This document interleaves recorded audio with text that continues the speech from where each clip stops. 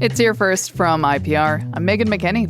There's a new study out about nutrient pollution in waterways, and federal money will pay for more hydro stations that help measure drought and flooding in Iowa. It's Monday, August 10th.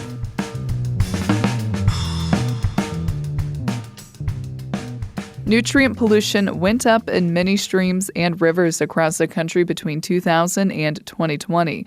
That's according to a new study from the U.S. Geological Survey.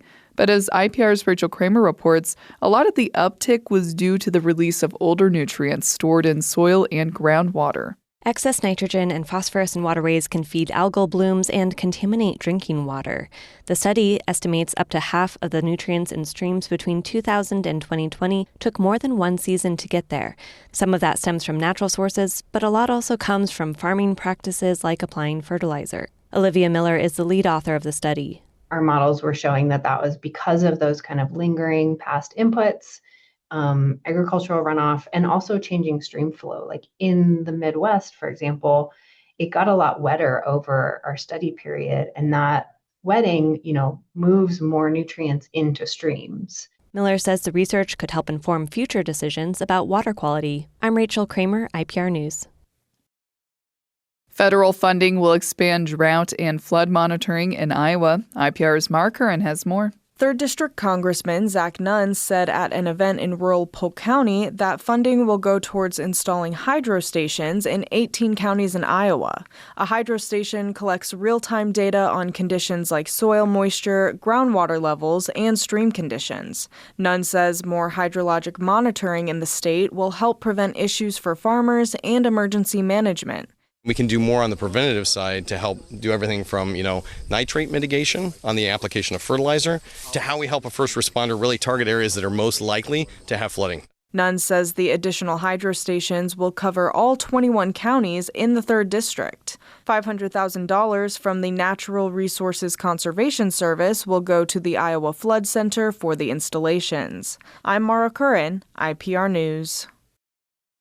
Governor Reynolds recently announced the state will help orphan children in Iowa's foster care system set up accounts for their Social Security survivors benefits so they'll get that money when they turn 18 to pay for things like college or housing. State Senator Sarah Tringariat, the Democrat running in Iowa's 3rd Congressional District, proposed this move over 2 years ago, but it was rejected by Senate Republicans. Iowa is now the 31st state to help children in Iowa's foster care system whose parents have died invest their survivors' benefits. I was surprised and really glad to see that the governor had decided to make this change because it was always something that the Department of Health and Human Services could do. Tringariat says if she's elected to the U.S. House, she will try to find a federal solution that would help the remaining 19 states make the same change. Tringariat is challenging Republican Congressman Nunn's bid for a 3rd term in the U.S. House. Iowa Libertarians will now meet on Wednesday to nominate 2 new candidates for the November general election who did not qualify for the ballot. A state objection panel kicked Lieutenant Governor candidate Jules Cutler off the ballot for not submitting an affidavit of candidacy, and the party's 3rd Congressional District candidate Marco Battaglia is not allowed to run because he is using a stage name instead of his legal name, Mark T. Anderson. A Polk County judge upheld those decisions. Battaglia is no longer appealing the judge's decision after he announced a medical emergency last week and withdrew from the race. The Iowa Libertarian Party's board had originally planned to choose replacement candidates last night at their meeting, but they instead adopted the protocol they'll use on Wednesday to make those decisions.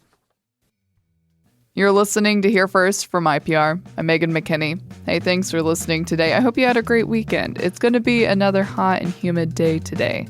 Stay cool and talk tomorrow.